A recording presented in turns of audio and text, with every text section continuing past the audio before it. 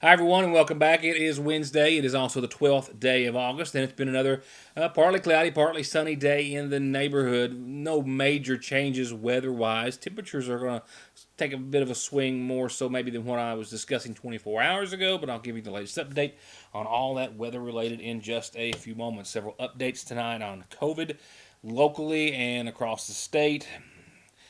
High numbers on both fronts, record high statewide, another day of multiple cases here in McGoffin County. And we'll talk about some other things COVID related locally as well, some other news and information, and a community calendar, I believe, tonight with some other announcements possibly in the works. I do want to remind everyone that the McGoffin County Courthouse will be closed for all services and offices tomorrow, and only the McGoffin County Courthouse.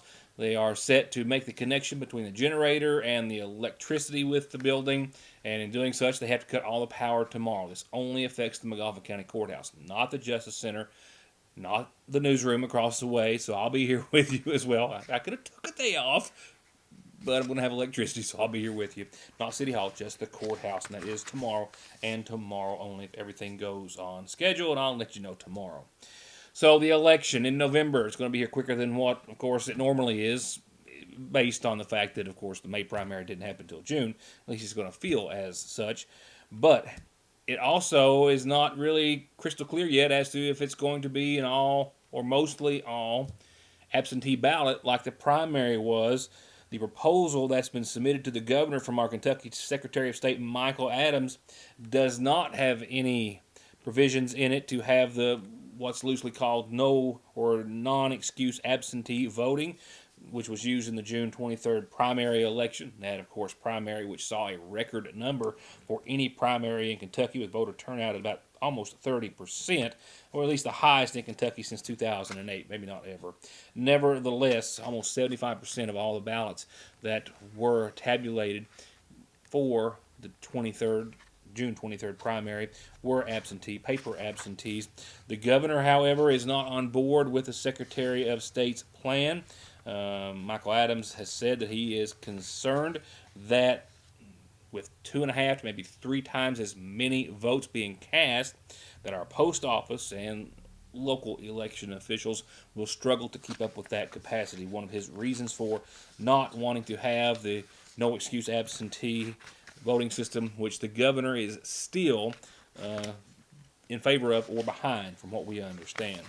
Another casualty of the coronavirus, the Knott County Trail Ride.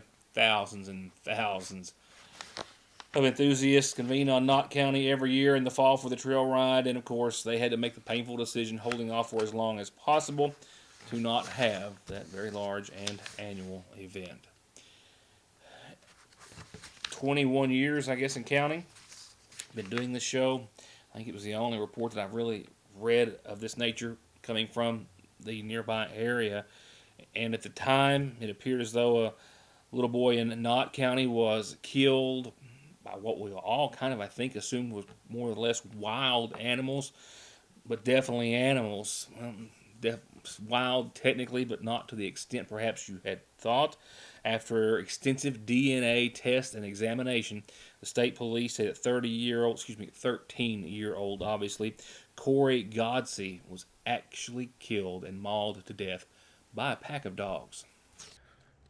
It was in Emelina in Knott County in February where family found the body of little 13-year-old Corey Godsey, who was immediately believed and known to have been killed in an animal attack, but the type of animal was unknown. However, extensive study and, like I said, analysis by the state police has determined, after taking DNA specimens from the dogs, that indeed they were the ones responsible for killing the little boy. Multiple dogs that were said to have lived in an old mine area near where the little boy's body was found. Those dogs were discovered during the investigation and then taken to the Kentucky River Animal Shelter. DNA was collected and compared to the little boy's, and those lab tests indicated that there were several of the dogs involved in the killing of little Corey. The state police stress that the investigation is still ongoing. If any other details are released, we'll have those for you. Just a quick update for you on the potential stimulus package. Democrats saying late last night that they and the Republicans are literally, in their own terms and that of Nancy Pelosi, miles apart from any type of an agreement or compromise. Pelosi saying, actually last night and again today, reiterating that officials remain far apart, miles apart, in coming up with the next package. $1 trillion sought by Republicans, $3 million sought by Democrats. No compromise in the middle. Talks have not taken place, I do not believe, since last Friday, and that holds in the balance, of course, the Paycheck Protection Program, $100 billion to help schools reopen, stimulus checks, unemployment checks, and the like. Now, of course, keep in mind, in the light of there being no decision made or compromise, President Trump, as we know, over the course of the weekend, did sign a total of 4 executive actions that would have postponed the collection of payroll taxes for anyone making less than $104,000 a year. It would also have kept the extra unemployment number going, reduced from 600 to 400. But today it's being reported that because of having to, I think, basically redo that process, it's going to cut that number down to an additional 300 from 400. All that to be challenged legally, so who knows if his executive orders are even going to stand. Bottom line is that as far as an actual agreement between both parties, who knows? They're not even set to be in, I don't think, until September.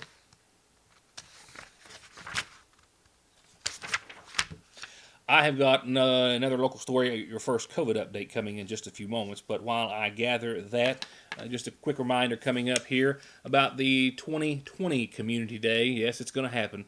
Nothing like the past annual events, which have raised way over $1 million for our local nonprofits.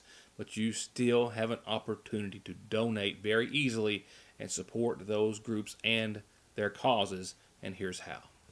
The fields and the stands may be empty, and big events as we know them are just gone for 2020, but there is still a real need that's out there. Magoffin County Community Day needs your support. For the past 16 years, Community Day has been instrumental in helping our local nonprofits and civic groups raise the funds for all the good things they do for our community.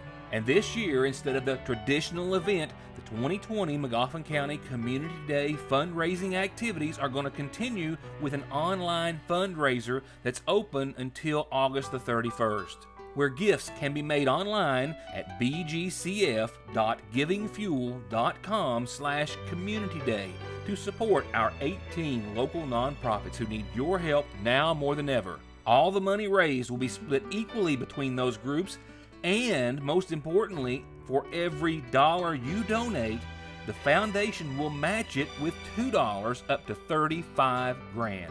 That means your gift of $20 becomes $60. Or your gift of $100 becomes $300 to support those important programs and crucial services provided by our local nonprofits. So please go to bgcf.givingfuel.com/community day and donate today. Oh, it's what a lot of you have been waiting for. They're back, but only for a limited time. Loaded potato wedges at your Sagersville Lee's famous recipe. That's right, our famous hand-cut homemade potato wedges smothered in cheddar cheese, real crispy bacon, topped with either sour cream or ranch, your choice. And they're still only $2.49 with tax. Get them while you can at your Sagersville Lee's. Summer heat and no AC make for a miserable drive. But don't sweat it. Call Black Smoke Performance in Sagersville for inspection, diagnostics, and repair by qualified technicians with the latest technology and equipment. Don't suffer in the summer heat. Get your air conditioning fixed today at Black Smoke Performance. Car accidents don't stop. Accidents at work don't stop. Disability and SSI cases don't stop. Your legal needs and concerns don't stop for the coronavirus, and neither does McFarland and Tinker. They are open, able to schedule appointments per CDC guidelines, and always available for telephone and video conferences. Please, be safe, be smart, stay home, and don't let your legal needs fall victim to the pandemic. Call McFarland and Tinker and let them take care of them for you.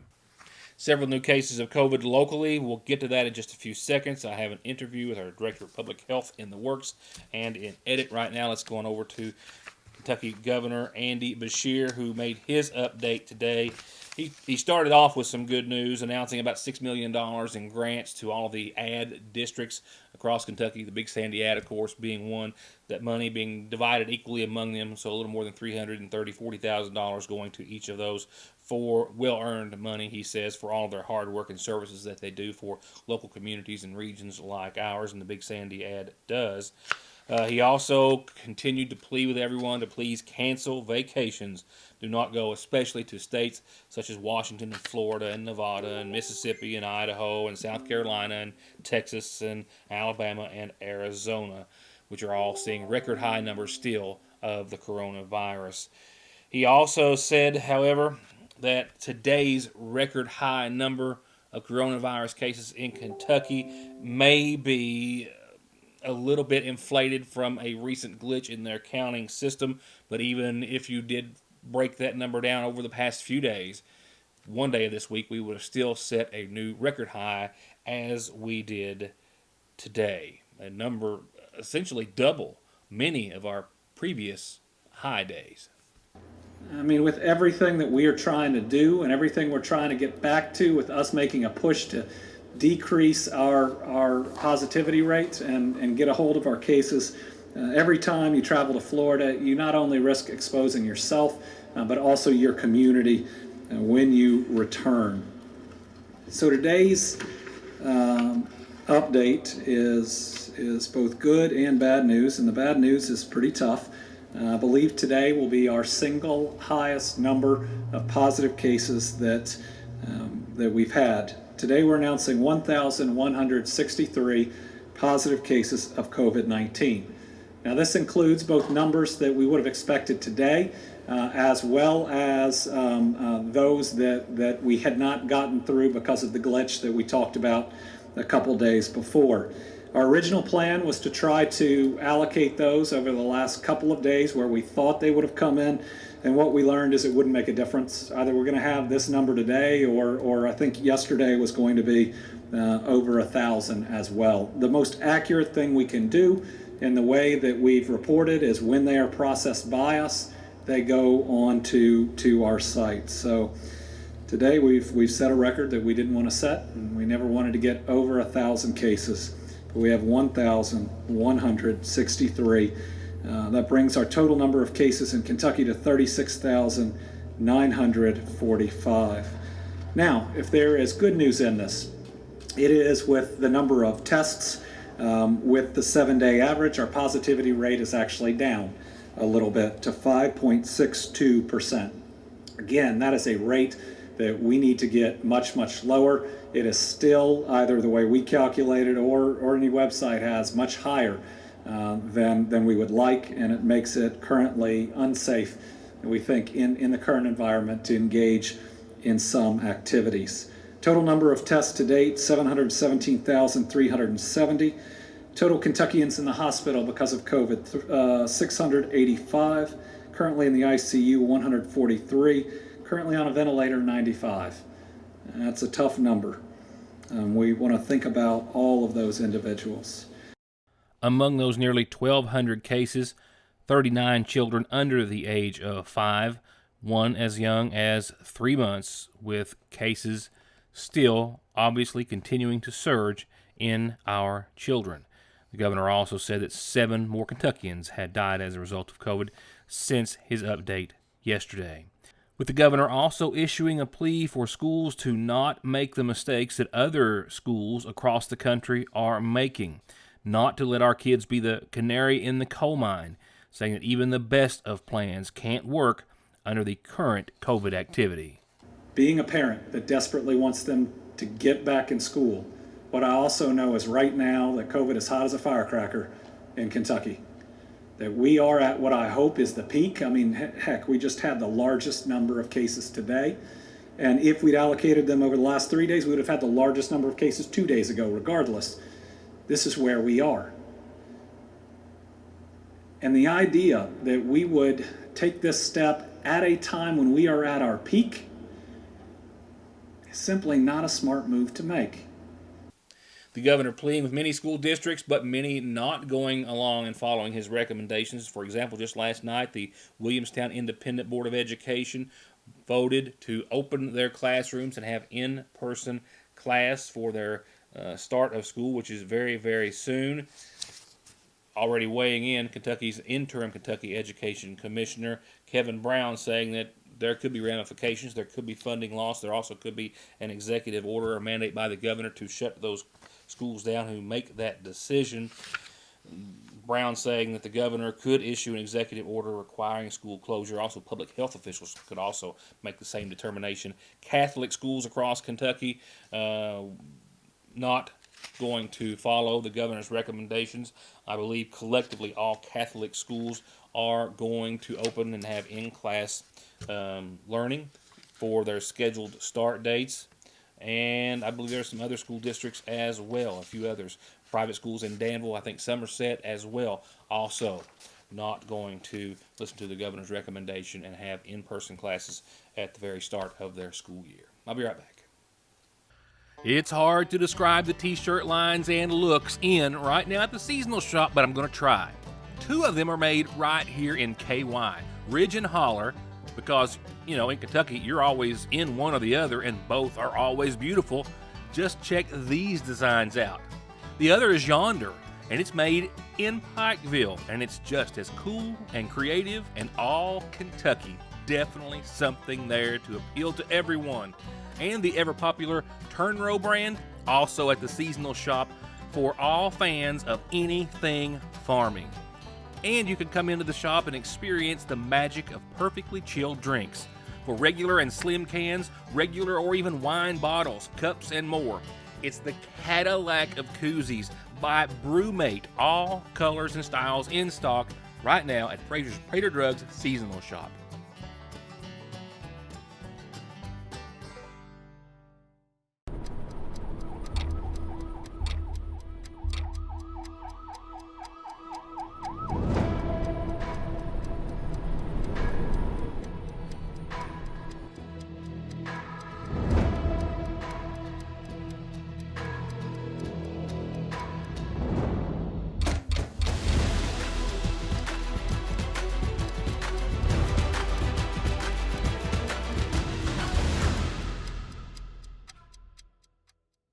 Connolly Tire in Staffordsville is now a proud partner of Rough Country for all of your suspension and lift kit applications. And you can always go to ConnollyTire.net to get the latest offers. Like right now, $100 when you buy a set of Mickey Thompsons, $100 on a set of Continentals, and many, many more summer deals, including $35 computer diagnostics. That's Connolly Tire in Staffordsville, 297-2424.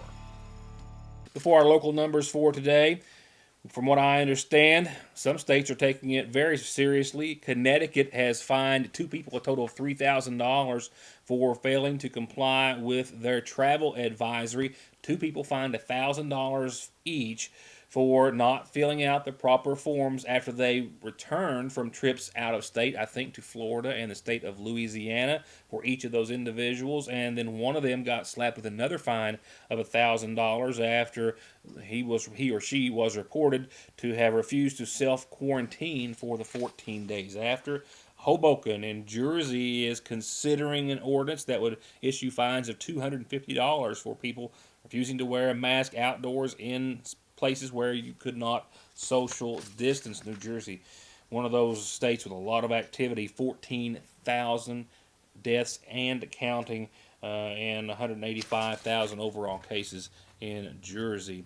Dr. Anthony Fauci shed a little light on, and I with Lacey testing positive weeks ago, and I shared with you her symptoms and the like, and we've all seen how it's affecting some people drastically, some not, some mild symptoms.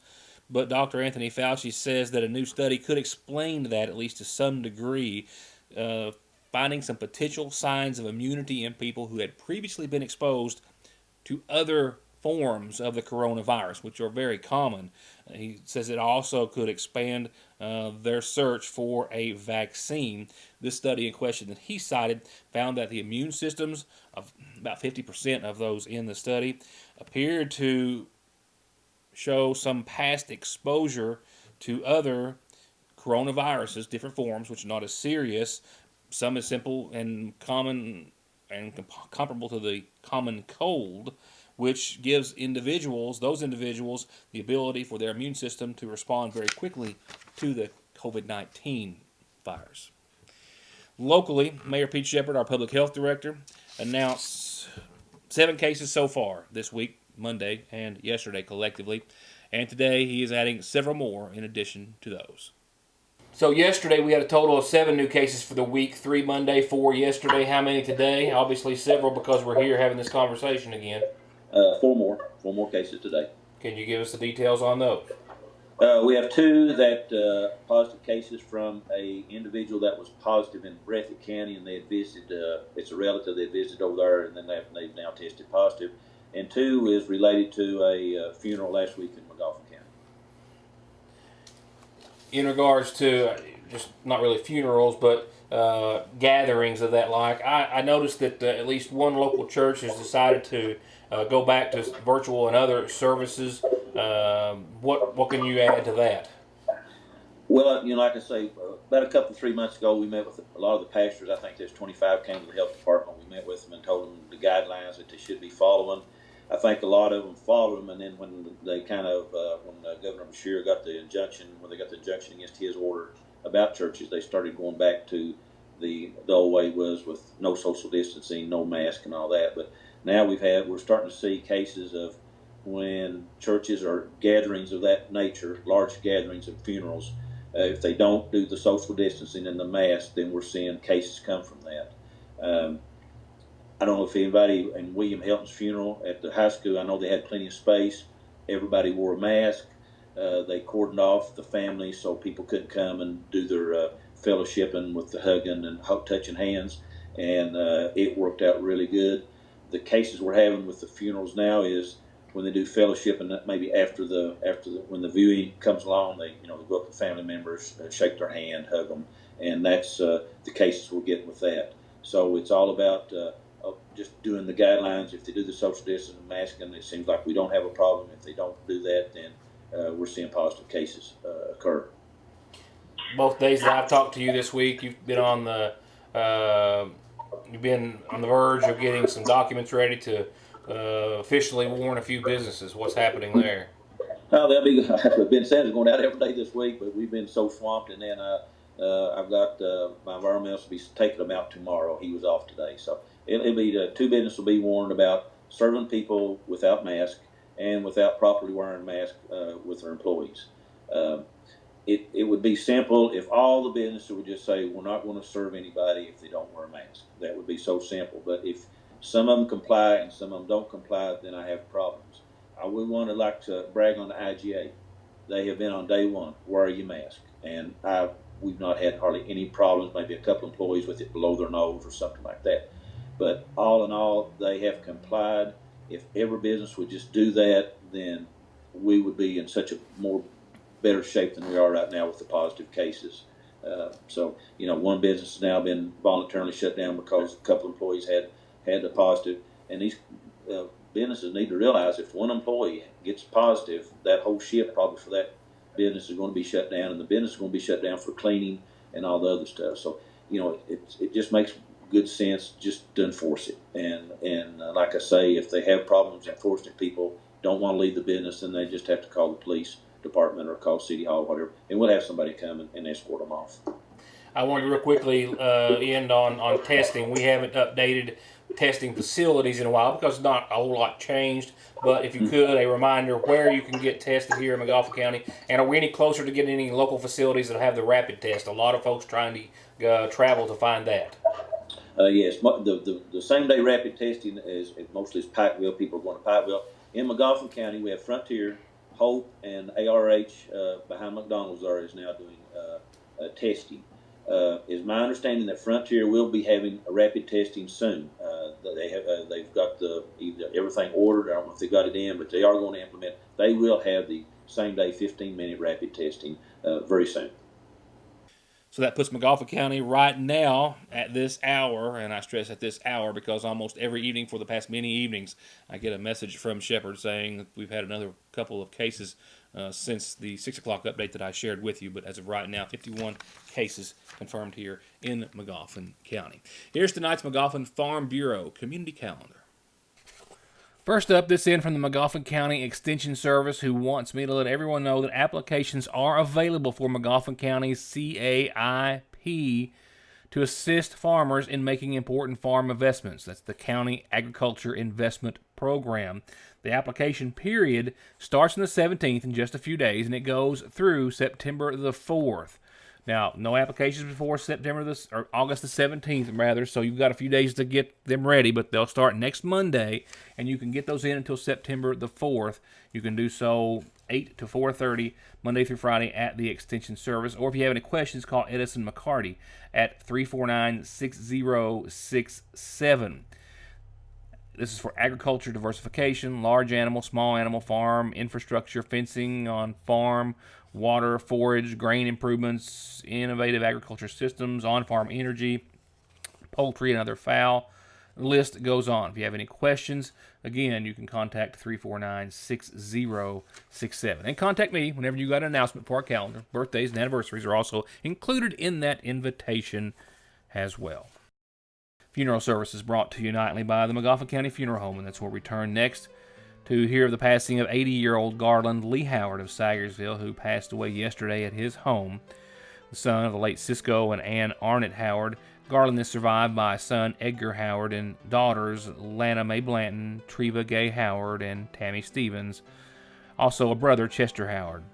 One sister, Wilma Toots Minix, as well, and several grandchildren and great-grandchildren. The graveside services in Garland's honor is going to be held tomorrow morning at 10 o'clock at the Howard Allen Cemetery at Craft Creek. Arrangements are under the care of the McGoffin County Funeral Home. 69-year-old Violet Wyman Pitts of Mount Sterling, formerly of McGoffin County, passed away on Sunday, survived by sons Billy and Hank Pitts and daughter LaDonna Stand. Arrangements incomplete at this hour in her honor. Arrangements also incomplete right now for 80-year-old Ida B. LeMaster of Sagersville, who passed away on yesterday's date at the King's Daughters Medical Center. Arrangements to be announced soon on her behalf at the McGoffin County Funeral Home.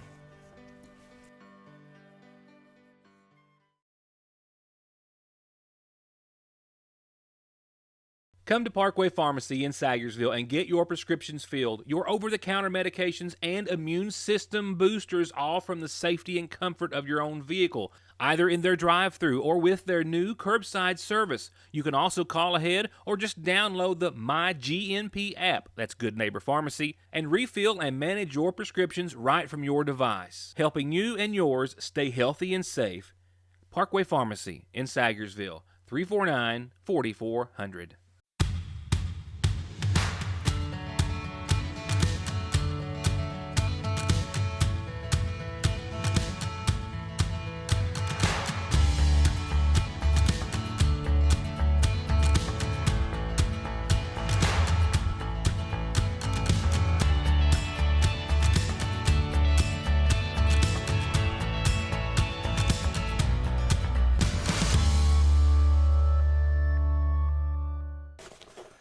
Now let's look at your Licking Valley RACC outlook with showers to the southeast of southeastern Kentucky. Really nothing in the eastern half of the state. Far western Kentucky getting in on some showers and storms. We've just got mostly cloudy skies, and we'll leave a 10% chance of some showers and thunderstorms in there for the next hour or so, but I'm not seeing it. Just not seeing it right now. As soon as I say that, there's one going to blow up right behind me, but it's not on the radar and it's not over my shoulder. So we'll go with that. 66 degrees for your low tonight. We'll be in the mid-80s again for your Thursday tomorrow, but we're going to see more clouds than sun tomorrow and a 30% chance of some showers and storms on your Thursday. This is mainly after 4 o'clock in the p.m. tomorrow afternoon. That's that scenario we've been talking about for days. And getting a little unstable in the latter afternoon hours and getting a chance of some showers and storms. That's the case for tomorrow with 86 and 67 for your high and your low. Friday, a chance of showers and thunderstorms mid-afternoon 2 to 3.